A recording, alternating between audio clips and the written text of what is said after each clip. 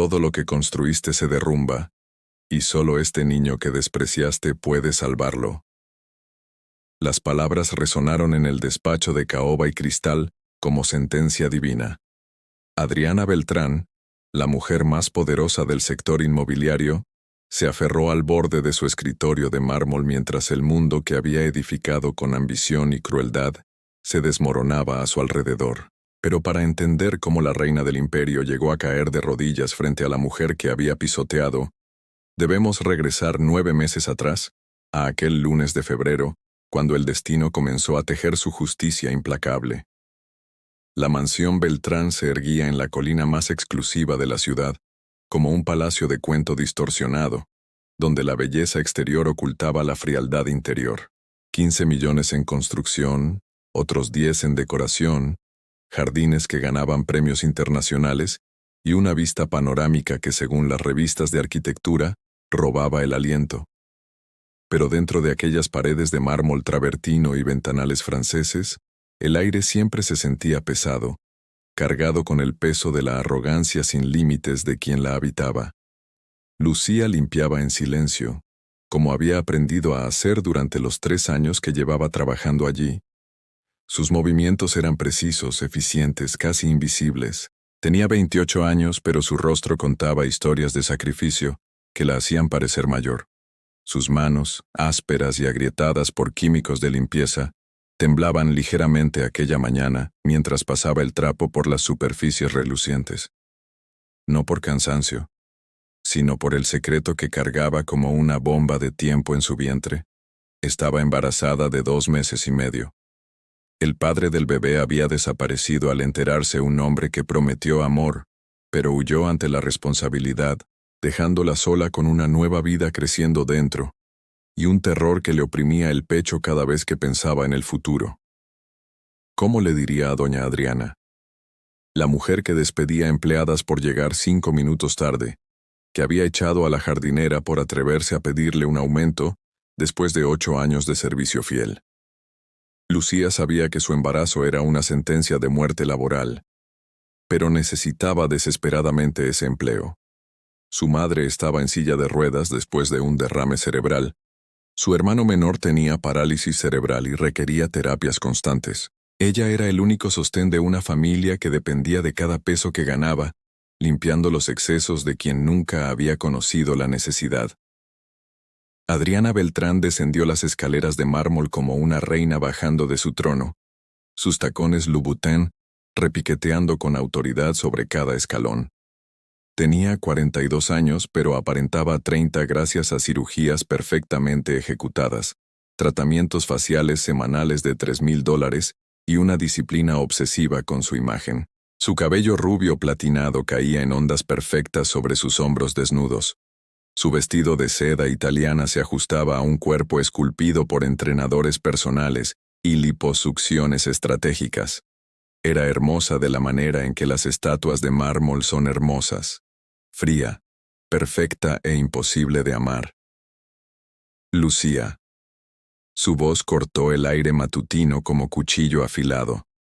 El espejo del baño principal tiene una mancha. ¿Te estás volviendo descuidada? Lucía sintió el calor de la vergüenza subir por su cuello. Había limpiado ese espejo 3 veces esa mañana. Lo siento, señora. Lo limpiaré de inmediato. Corrió escaleras arriba, sus piernas cansadas protestando, y efectivamente encontró una minúscula marca de agua en la esquina inferior del espejo de piso a techo. La limpió con dedos temblorosos, sabiendo que Adriana la había puesto allí intencionalmente, como hacía a menudo, solo para recordarle su lugar en la jerarquía de aquel mundo. Los días se arrastraban con una lentitud agónica. Lucía ocultaba las náuseas matutinas escondiéndose en el baño de servicio, masticando jengibre que compraba con sus escasos ahorros. Usaba ropa cada vez más holgada, fajas que comprimían su vientre hasta hacerle doler las costillas. Trabajaba el doble para que nadie notara ningún cambio en su rendimiento, pero el cuerpo humano tiene sus límites, y el de Lucía estaba alcanzándolos rápidamente. La familia Beltrán consistía en Adriana, su esposo Mauricio, un hombre débil que había vendido su masculinidad por acceso a la fortuna de su esposa, y su hijo único Daniel, un joven de 18 años que estudiaba en una universidad privada europea y solo volvía a casa durante las vacaciones. Daniel era diferente a sus padres. Había algo en sus ojos que sugería que no compartía la crueldad casual de su madre ni la cobardía de su padre. Pero era joven, estaba lejos, y su influencia en la dinámica familiar era mínima. Una tarde de marzo, mientras Adriana organizaba una cena para 20 de sus amigas igualmente privilegiadas e insoportables, Lucía sintió un mareo devastador mientras servía canapés en la terraza. El mundo se inclinó peligrosamente, las voces se volvieron distantes, y antes de poder controlarse, dejó caer la bandeja de plata con bocadillos de caviar que costaban más que su salario mensual. El estruendo fue como una explosión en medio de las conversaciones sofisticadas. 20 pares de ojos se volvieron hacia ella, algunos divertidos, otros escandalizados, todos juzgando. El silencio que siguió fue peor que cualquier grito. Adriana se levantó lentamente de su silla, su rostro transformado en una máscara de furia helada. ¿Qué acabas de hacer? La pregunta era retórica, una introducción a la humillación que vendría. Lucía se arrodilló inmediatamente, recogiendo los restos de comida del suelo de baldosas italianas con manos temblorosas. Lo siento muchísimo, señora. Me mareé un momento, no volverá a pasar. Pero Adriana no estaba interesada en disculpas. Se acercó a donde Lucía estaba arrodillada y dijo con voz lo suficientemente alta para que todas escucharan: «Eres una inútil, una incompetente que no merece trabajar en una casa como esta». Las amigas de Adriana observaban con esa fascinación morbosa que tiene la gente rica por el sufrimiento ajeno, como si fuera entretenimiento incluido con la cena. Una de ellas, con más cirugías que sentido común, murmuró: «El personal de hoy no tiene la calidad de antes. Nosotras también tenemos problemas así». Otra agregó mientras bebía champán francés: «Hay que ser más estricta, querida. No puedes permitir este tipo de errores». Lucía terminó de limpiar y se retiró a la cocina con las mejillas ardiendo de vergüenza. La cocinera, doña Mercedes, una mujer de 60 años con el corazón más grande que la mansión completa, la encontró llorando en silencio junto al fregadero. «Hija, ¿qué te pasa realmente? No eres de las que llora por dejar caer una bandeja». Y en ese momento de vulnerabilidad extrema, Lucía se derrumbó. «Estoy embarazada, doña Mercedes. 3 meses. Y no sé qué voy a hacer. Si la señora se entera, me despedirá. Y mi familia no sobrevivirá sin mi salario». Mercedes la abrazó con la fuerza de una madre. Ese tipo de abrazo que Lucía no había recibido desde que su propia madre quedó incapacitada. «Ay, niña, el bebé es una bendición, aunque no lo parezca ahora. Pero tienes razón en tener miedo. Doña Adriana es capaz de cualquier crueldad». Le preparó té de manzanilla y le dio ánimos que sonaban huecos ante la realidad brutal que ambas conocían. Lucía regresó a trabajar con los ojos hinchados, terminó su turno de 16 horas. Y se arrastró a su cuarto de servicio, una habitación de 2 por 2 metros, con una cama estrecha, un armario pequeño y una ventana que daba al muro trasero. Esa noche, acostada en la oscuridad mientras escuchaba el ruido lejano de la fiesta que continuaba en la terraza, Lucía puso sus manos sobre su vientre apenas abultado y habló con el ser que crecía adentro. «No sé cómo vamos a sobrevivir, pequeño, pero te prometo que lucharé. Te prometo que aunque todo el mundo nos desprecie, yo te amaré suficiente por todos». El bebé, por supuesto, no respondió, pero Lucía sintió algo. Quizás fue imaginación, o quizás fue la primera patadita imperceptible, que le dio el valor para cerrar los ojos y dormir. Los siguientes 2 meses fueron una pesadilla de ocultamiento. El vientre de Lucía crecía implacablemente. Las fajas dejaron de ser suficientes. Comenzó a usar delantales más grandes, sudaderas holgadas debajo del uniforme, a pesar del calor sofocante del verano que se acercaba. Pero los ojos de Adriana eran como los de un halcón, siempre buscando debilidad, siempre detectando cualquier desviación de la perfección que exigía. Fue un sábado de mayo cuando todo se derrumbó. Lucía estaba limpiando la piscina. inclinada sobre el borde para recoger hojas con la red, cuando Adriana salió para su baño matutino. El movimiento hizo que la blusa de Lucía se tensara contra su cuerpo de una manera que ya no podía ocultar nada. Adriana se detuvo en seco, sus ojos entrecerrados examinando la silueta inconfundible de un vientre de 5 meses de embarazo. ¿Qué es eso? La pregunta fue pronunciada con un tono de disgusto, como si hubiera descubierto un insecto en su comida. Lucía se enderezó rápidamente, instintivamente poniendo sus manos sobre su vientre en un gesto protector. Señora, ¿estás embarazada?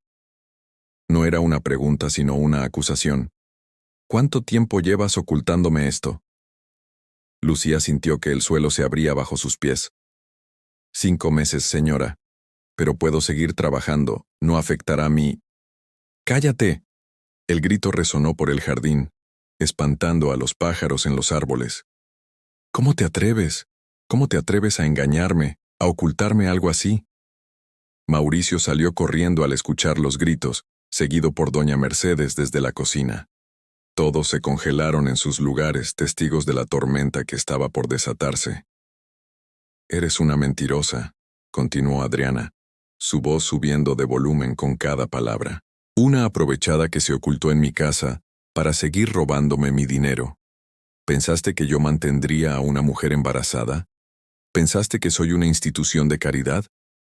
Lucía intentó hablar, explicar, suplicar, pero Adriana no estaba interesada en escuchar. Quiero que recojas tus porquerías y te vayas de mi propiedad, ahora mismo. No te pagaré nada porque me mentiste. Deberías agradecerme que no te demande por fraude. Las palabras golpearon a Lucía como puños físicos. Pero señora, usted me debe 2 meses de salario. Y por ley, tengo derecho a... No me hables de leyes. Adriana se acercó tanto que Lucía pudo oler su perfume caro mezclado con veneno puro. Tú no tienes derechos aquí. Eres nadie, una empleada descartable. Y si intentas causarme problemas, me aseguraré de que nunca trabajes en ninguna casa decente de esta ciudad. Destruiré tu reputación tan completamente que tendrás suerte si alguien te deja limpiar baños públicos. Mauricio, el cobarde eterno, no dijo nada en defensa de Lucía. Solo miraba sus zapatos caros, incapaz de enfrentar a su esposa ni siquiera para defender lo correcto.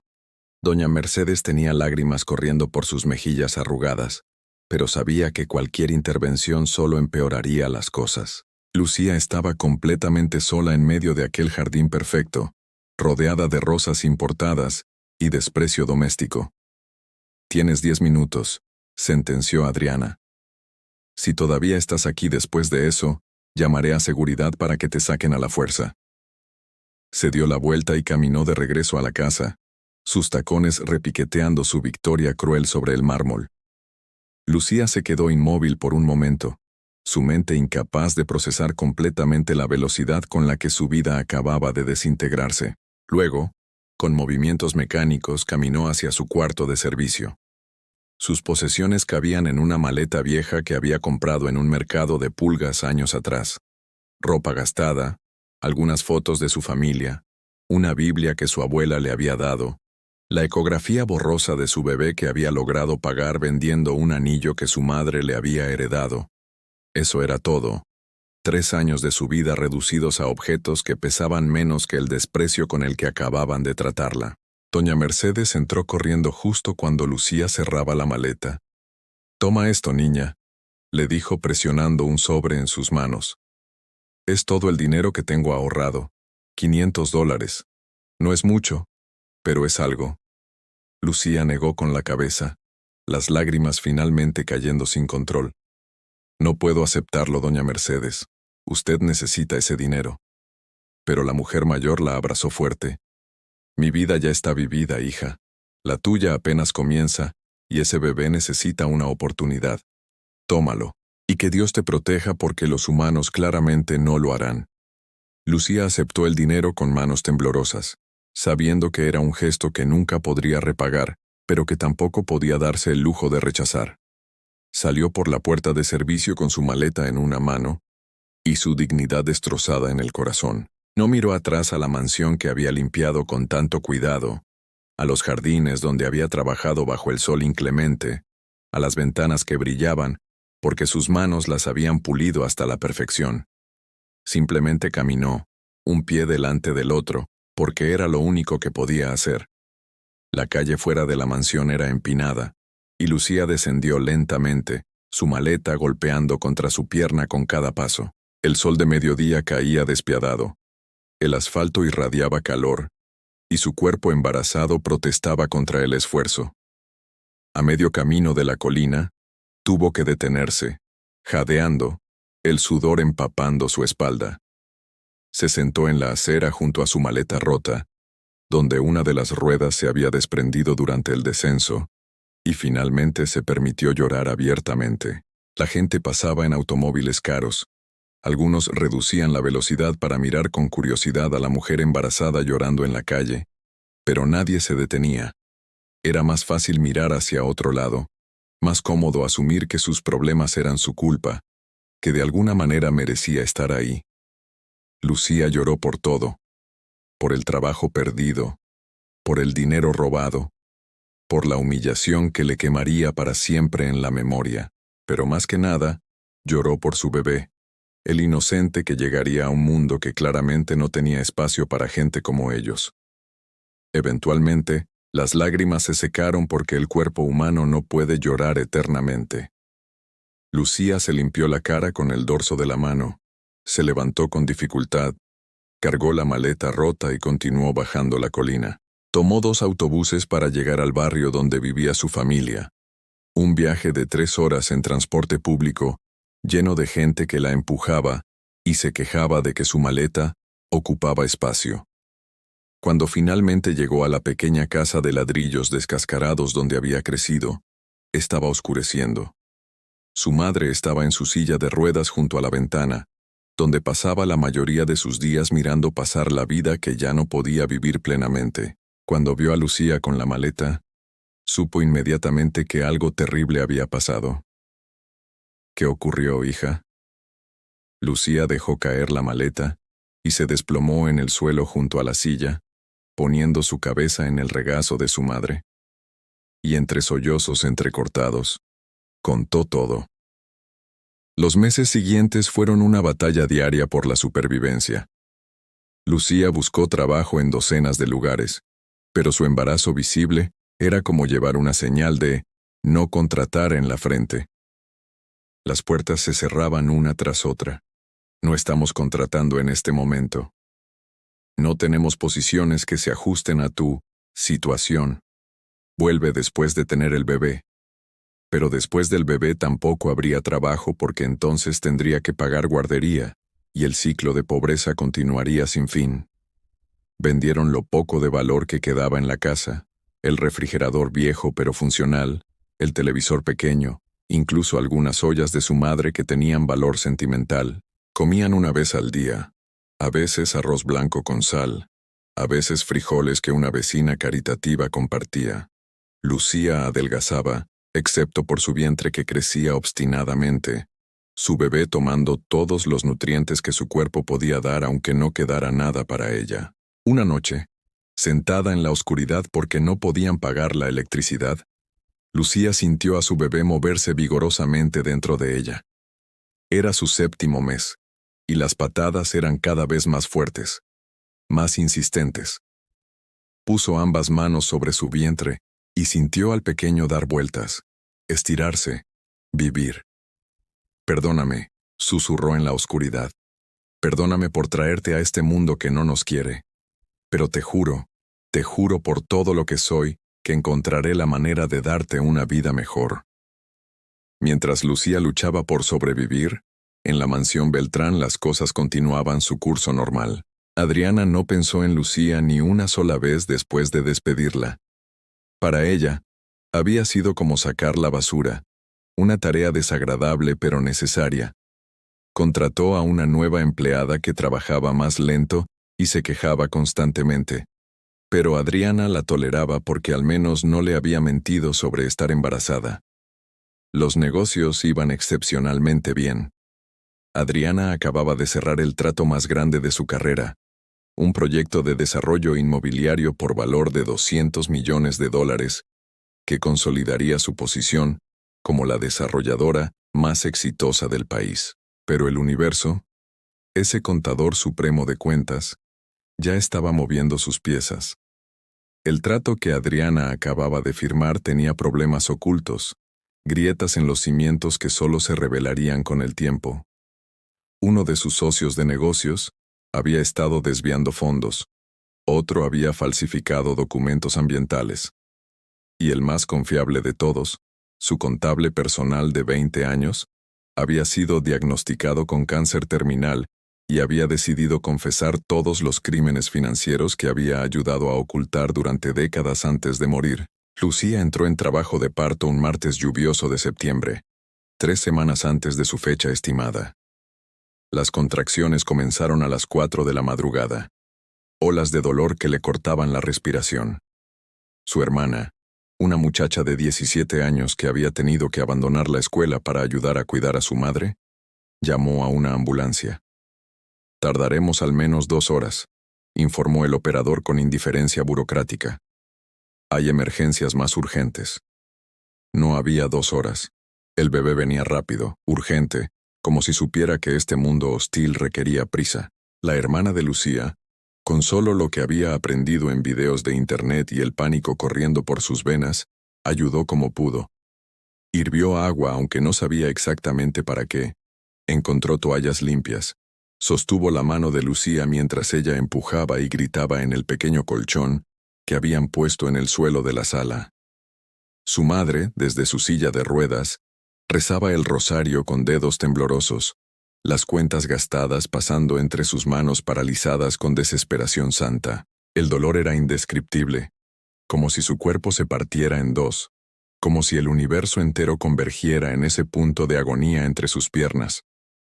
Pero Lucía empujó porque no había alternativa, porque ese bebé necesitaba nacer, y no había doctores ni hospitales ni nada, excepto el amor desesperado de una madre que se negaba a rendirse. Y entonces, entre lágrimas y sangre, y el olor a vida nueva, su hijo nació. Un niño. Pequeño, arrugado, cubierto de vérnix, pero con pulmones poderosos que llenaron la casa humilde con su llanto furioso.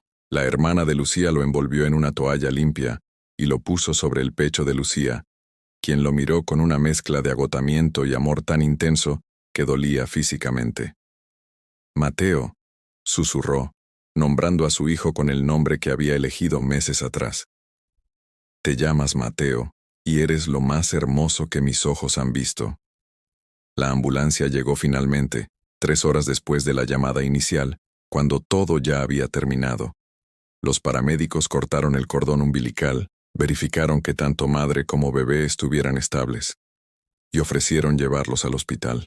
Pero Lucía sabía que no podía pagar una habitación de hospital. «Estamos bien», mintió, su voz débil pero determinada. «Nos quedaremos aquí». Los paramédicos intercambiaron miradas de lástima pero no insistieron.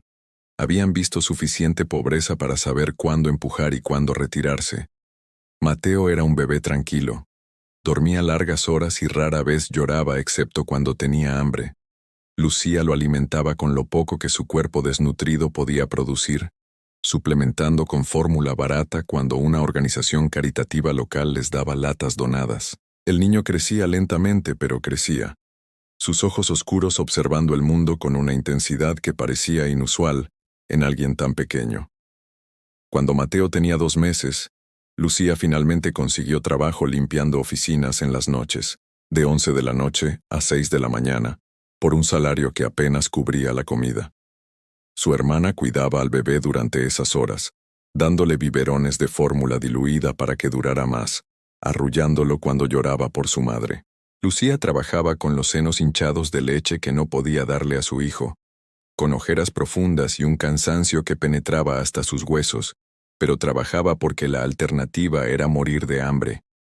Mientras tanto, en la mansión Beltrán, el imperio comenzaba a colapsar.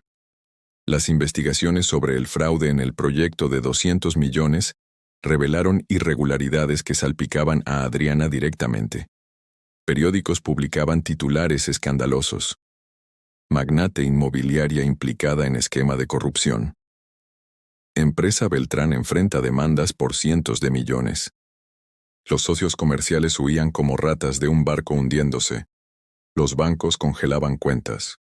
Los inversionistas demandaban. La mujer que había construido su imperio sobre la espalda de otros, ahora veía cómo ese mismo imperio se desmoronaba con velocidad aterradora. Adriana, acostumbrada a controlar todo, se encontraba impotente ante fuerzas que no podía comprar ni intimidar. Las noches sin dormir se acumulaban. Su piel perfectamente cuidada comenzaba a mostrar arrugas que ninguna crema podía ocultar. Mauricio, su esposo cobarde, la abandonó cuando vio que el dinero se evaporaba, presentando papeles de divorcio y huyendo a un país sin tratado de extradición. Su hijo Daniel estaba en Europa, incomunicado, probablemente avergonzado del escándalo que consumía el apellido familiar. Pero el golpe más devastador llegó 6 meses después del nacimiento de Mateo. Daniel, el hijo único de Adriana, sufrió un accidente automovilístico en las afueras de Roma. El impacto fue brutal. Su cuerpo destrozado, múltiples órganos dañados, pérdida masiva de sangre. Lo trasladaron en helicóptero al mejor hospital de Italia, donde los doctores trabajaron frenéticamente para salvarlo. Estabilizaron la mayoría de sus lesiones, pero su hígado estaba irreparablemente dañado. Necesitaba un trasplante urgente, o moriría en cuestión de semanas. Adriana voló a Roma en el primer vuelo disponible, llegando al hospital con los ojos enrojecidos por primera vez en décadas. Vio a su hijo en la cama de hospital, conectado a media docena de máquinas, su piel amarillenta por la falla hepática, y algo dentro de ella se rompió definitivamente. Todo el dinero, todo el poder, toda la crueldad que había acumulado no servía de nada ante esta realidad brutal. Su hijo estaba muriendo. Necesitamos encontrar un donante compatible, explicó el cirujano jefe, con la gravedad de quien da malas noticias constantemente. El tipo de sangre de su hijo y sus marcadores genéticos son inusuales. Está en la lista de espera, pero con las características específicas que necesitamos, podría tomar meses o años encontrar una coincidencia perfecta. Adriana, la mujer que nunca suplicaba, cayó de rodillas frente al doctor. Haga lo que sea necesario. Pagaré lo que sea. Encuentren un donante. Los meses pasaron en un limbo de terror. Daniel se deterioraba lentamente. Los doctores lo mantenían vivo artificialmente, pero cada día que pasaba sin un hígado compatible, era un día más cerca de lo inevitable. Adriana se instaló en un hotel cerca del hospital, gastando fortunas en habitaciones de lujo, mientras su imperio terminaba de desmoronarse en su ausencia. Ninguno de sus antiguos amigos la visitaba. Ninguno de sus socios de negocios mostraba solidaridad. Descubría, demasiado tarde, que había construido una vida rodeada de personas que solo la querían por su dinero, y ahora que ese dinero desaparecía, también desaparecían ellos. Una noche, mientras Adriana se sentaba junto a la cama de su hijo sosteniendo su mano frágil, su teléfono sonó. Era un número desconocido de su país. Normalmente no contestaría, pero algo la impulsó a responder. «¿Señora Beltrán?» La voz era formal, profesional. «Soy el doctor Ramírez del Registro Nacional de Donantes de Órganos. Tenemos noticias sobre su hijo». El corazón de Adriana se detuvo. «¿Encontraron un donante compatible?» «Potencialmente», respondió el doctor con cautela profesional. «Hay un bebé de 6 meses en nuestro país que tiene marcadores genéticos que sugieren una compatibilidad extraordinaria. Obviamente, no podemos usar sus órganos ahora, es demasiado pequeño. Pero según nuestros análisis de ADN, hay indicadores de que cuando crezca lo suficiente, podría ser un donante viable. Más importante aún, su madre podría ser compatible para una donación de hígado parcial ahora mismo». Adriana se aferró al teléfono como si fuera un salvavidas. «¿Dónde está esa mujer? ¿Cómo contacto con ella?» Hubo una pausa. «Esa información es confidencial por ley, señora Beltrán. Nosotros contactamos a los potenciales donantes y les explicamos la situación. Si están dispuestos a considerar la donación, entonces facilitamos una reunión. Pero necesito advertirle. Esta mujer vive en extrema pobreza. Tiene un bebé pequeño que depende completamente de ella. Pedirle que done parte de su hígado es pedirle que arriesgue su vida y el futuro de su hijo. A Adriana no le importaban los detalles. Pagaré lo que sea necesario. Dígale que le daré cualquier cantidad de dinero. Solo necesito que salve a mi hijo. El doctor suspiró. No funciona así, señora Beltrán. La donación de órganos no se puede comprar. Es un acto voluntario de generosidad. Contactaré a la mujer y le explicaré la situación. Si accede a reunirse con usted, le informaré. 3 días después, Adriana recibió la llamada que cambiaría todo. La mujer había accedido a reunirse. Había una condición. La reunión sería en territorio neutral, con personal médico presente, sin presión ni coerción. Adriana aceptó inmediatamente cualquier condición. Voló de regreso a su país, dejando a Daniel al cuidado del equipo médico italiano, y se preparó para conocer a la mujer que literalmente tenía la vida de su hijo en sus manos. La reunión fue programada en un hospital público, en una sala de conferencias pequeña y estéril.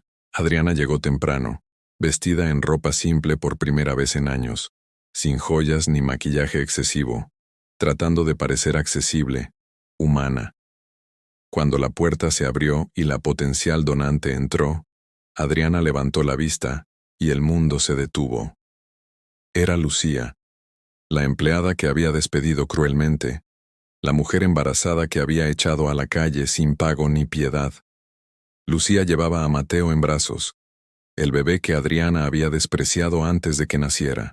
Las dos mujeres se miraron a través de la sala, y todas las palabras no dichas, toda la crueldad pasada, flotaba entre ellas como un fantasma acusador. El doctor Ramírez, ajeno al drama personal que se desarrollaba, comenzó a explicar la situación médica. Señora Lucía, los análisis de sangre que tomamos de usted y su hijo durante su visita a la clínica comunitaria el mes pasado revelaron algo extraordinario.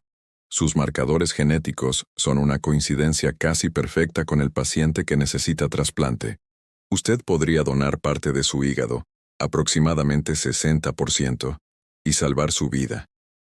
Su hígado se regeneraría completamente en 6 meses. Sin embargo, es una cirugía mayor con riesgos significativos. Lucía no miraba al doctor.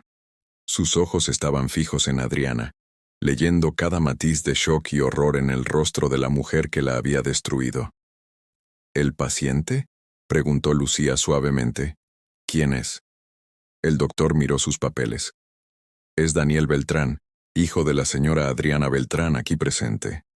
El silencio que siguió era tan denso que se podía cortar. Mateo, el bebé inocente que no entendía nada de la tensión adulta, hizo un ruido pequeño y alegre, rompiendo momentáneamente el hechizo. Lucía lo apretó contra su pecho protectoramente. Adriana finalmente encontró su voz, y cuando habló, sonaba rota de maneras que el dinero nunca podría arreglar. Lucía. El nombre salió como una oración, como una súplica.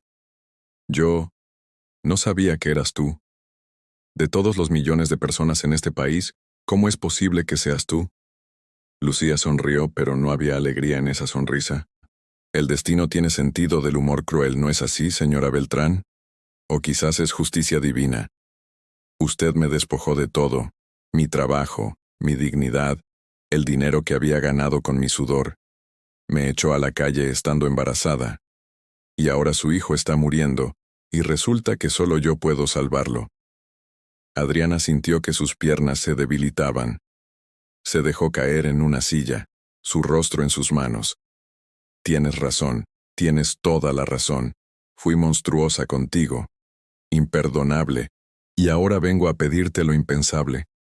Que arriesgues tu vida por mi hijo después de todo lo que te hice. Levantó la vista, y por primera vez, Lucía vio lágrimas genuinas en los ojos de Adriana. No merezco tu ayuda, lo sé, Pero Daniel es inocente. Él no me conoce realmente. Estaba estudiando en Europa cuando tú trabajabas para nosotros. Él no tiene la culpa de la crueldad de su madre. Lucía miró a Mateo dormido en sus brazos. Su hijo. Su milagro. El bebé que había nacido en un piso sucio porque no tenían dinero para hospital. ¿Cuánto vale su vida para usted?, preguntó finalmente. Adriana parpadeó confundida. ¿Qué? La vida de Daniel. ¿Cuánto pagaría por ella? ¿1 millón? ¿10? ¿100? Adriana negó con la cabeza. No puedes comprar órganos. Es ilegal. Lucía se inclinó hacia adelante. Estoy preguntando qué vale para usted, porque mi vida, mi hijo, nuestro futuro, todo eso no valía nada cuando me echó. Así que quiero saber, ¿cuánto vale su hijo? La pregunta cayó como una guillotina. Adriana cerró los ojos, sintiendo el peso total de su karma aplastándola. Vale todo, susurró. Daría todo lo que tengo, todo lo que soy. Lucía asintió lentamente. Bien, porque eso es exactamente lo que va a hacer. Voy a salvar a su hijo, señora Beltrán. Voy a darle parte de mi hígado. Voy a arriesgar mi vida. Voy a dejar a mi bebé potencialmente huérfano, pero no por dinero. Se puso de pie, caminó hacia donde Adriana estaba sentada y habló con voz que temblaba de emoción contenida. Voy a hacerlo porque yo no soy como usted, porque mi hijo me enseñó que la vida es sagrada, que cada niño merece una oportunidad, incluso los hijos de monstruos. Pero a cambio, usted va a cambiar. Va a usar lo que queda de su dinero y su influencia para ayudar a personas como yo. Va a crear empleos dignos, salarios justos, respeto para trabajadores domésticos. Va a pasar el resto de su vida compensando el daño que causó. Adriana levantó la vista hacia Lucía, viendo no a una empleada humilde, sino a una mujer con más fuerza y dignidad de la que ella misma había poseído jamás. Sí, dijo con voz quebrada. Sí, haré todo eso. Lo juro, cambiaré. Me convertiré en alguien mejor. Solo salva a mi hijo. Por favor. El doctor Ramírez había observado todo en silencio, presenciando un drama que iba más allá de los protocolos médicos. Señora Lucía, dijo gentilmente, ¿está segura? Nadie puede obligarla a hacer esto. Y debo recordarle los riesgos. Infección, sangrado, posibilidad de complicaciones que podrían dejarte incapacitada permanentemente, incluso muerte. Lucía besó la frente de Mateo, aspirando ese olor a bebé que era mejor que cualquier perfume. Estoy segura, porque si muriera en esa mesa de operaciones quiero que mi hijo crezca sabiendo que su madre salvó una vida, que rompió el ciclo de odio, que eligió la misericordia cuando tenía todo el derecho al rencor. Los preparativos médicos tomaron 2 semanas. Lucía fue internada en el hospital para análisis extensivos. Daniel fue trasladado de Italia en avión médico privado, pagado con los últimos fondos que Adriana pudo reunir. Las pruebas confirmaron lo que los doctores sospechaban. Lucía era una donante casi perfecta. La compatibilidad era tan extraordinaria que los médicos dijeron que era como si estuvieran genéticamente relacionados, aunque sabían que no era posible. La noche antes de la cirugía, Adriana pidió permiso para visitar a Lucía en su habitación de hospital. Entró tímidamente, una versión completamente diferente de la mujer arrogante que había sido. Lucía estaba sentada en la cama, con Mateo durmiendo en sus brazos, memorizando cada detalle de su rostro por si no despertara de la anestesia. «Vine a decirte algo», comenzó Adriana, su voz apenas un susurro. «Algo que debí decir hace mucho tiempo». Se arrodilló junto a la cama, poniendo su frente contra el colchón en un gesto de humildad absoluta. Perdóname por todo el daño que te causé, por la crueldad, por robarte tu dignidad. No espero que me perdones, no merezco ese regalo, pero necesitaba decirlo». Lucía la miró largamente, viendo a esta mujer poderosa reducida a súplica, y sintió algo aflojarse en su pecho. «El perdón no borra el pasado», dijo finalmente, «pero puede construir un futuro diferente. Salvaré a su hijo, señora Beltrán, y usted cumplirá su promesa de cambiar, y quizás con el tiempo eso será suficiente. La cirugía comenzó a las 6 de la mañana. 2 equipos quirúrgicos trabajaron simultáneamente, uno extrayendo el lóbulo derecho del hígado de Lucía, otro preparando a Daniel para recibir el trasplante. La operación duró 11 horas. En la sala de espera, Adriana se sentó junto a la hermana de Lucía, quien sostenía a Mateo. Las 2 mujeres no hablaron, pero compartían el mismo terror, la misma oración silenciosa. Finalmente, a las 5 de la tarde, el cirujano jefe salió. Estaba exhausto, pero sonreía. Ambas cirugías fueron exitosas. Lucía está en recuperación y sus signos vitales son excelentes. Daniel tiene el nuevo hígado funcionando perfectamente. Van a vivir. Adriana se derrumbó en el piso, sollozando con un alivio tan intenso que dolía físicamente. La hermana de Lucía abrazó a Mateo y susurró gracias al cielo una y otra vez. Pasaron días antes de que Lucía despertara completamente. Cuando finalmente abrió los ojos, lo primero que vio fue a Mateo en brazos de su hermana, y lo segundo fue a Adriana sentada en una silla del rincón, vigilando como un guardián penitente. ¿Daniel? Fue lo primero que preguntó Lucía con voz ronca. Adriana se levantó inmediatamente. Está vivo. Está recuperándose. Gracias a ti, está vivo. La recuperación fue lenta y dolorosa. Lucía pasó 3 semanas en el hospital, aprendiendo a vivir con 60% menos de hígado, mientras el órgano se regeneraba lentamente. Adriana pagó todos los gastos médicos, contrató enfermeras privadas, se aseguró de que Lucía tuviera todo lo que necesitaba. Pero más que eso, comenzó a cumplir su promesa. Vendió la mansión en la colina, ese palacio de mármol y crueldad, usando el dinero para establecer una fundación dedicada a derechos de trabajadores domésticos. Creó un fondo que garantizaba salarios justos, seguro médico completo y condiciones de trabajo dignas.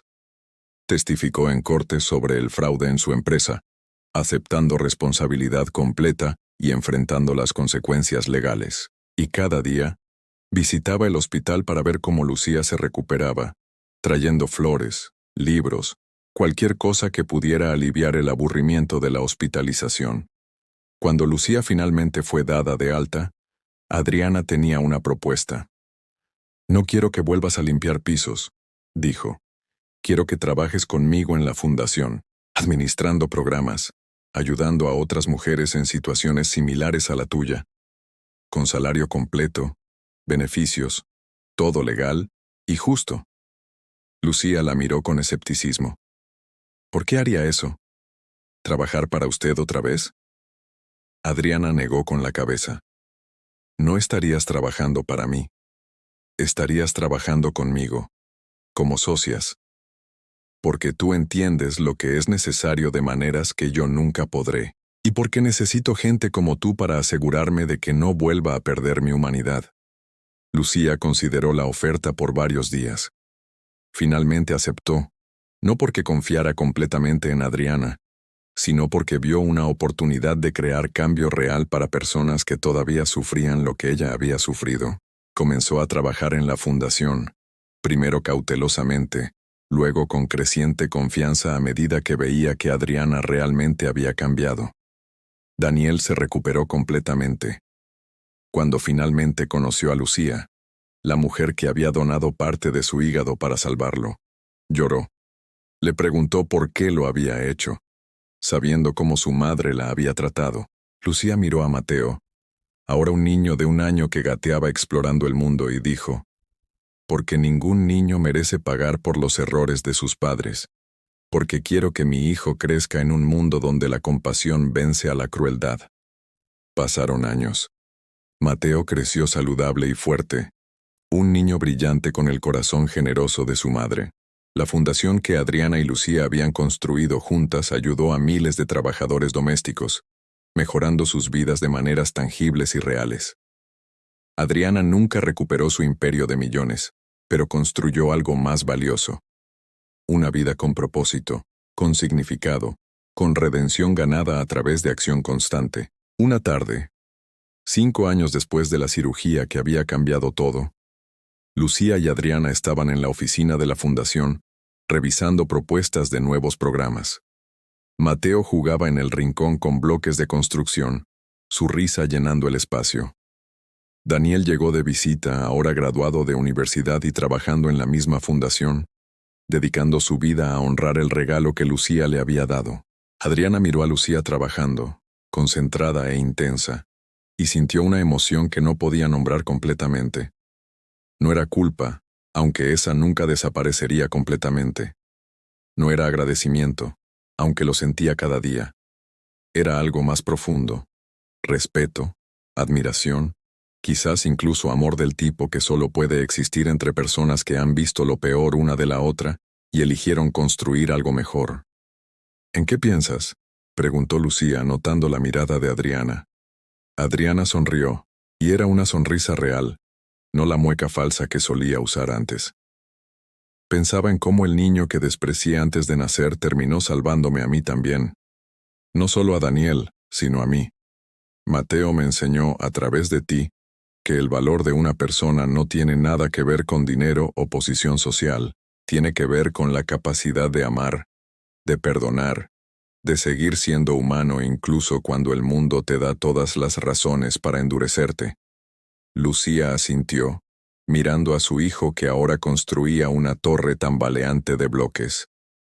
Él salvó tu apellido, dijo repitiendo las palabras que había pronunciado años atrás en ese hospital. No con su sangre, sino con lo que representa, la posibilidad de redención, de cambio, de ser mejor. Se volvió hacia Adriana.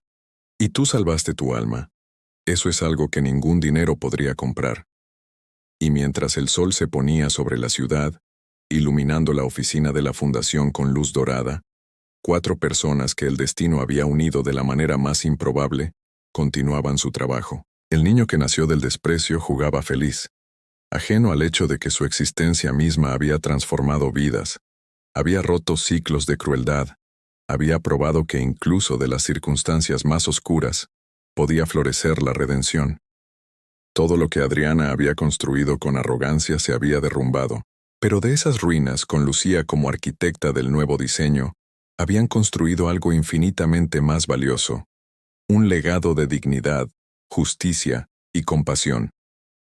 Y ese legado, nacido de humillación y salvado por misericordia, perduraría mucho más que cualquier imperio de dinero y mármol jamás podría.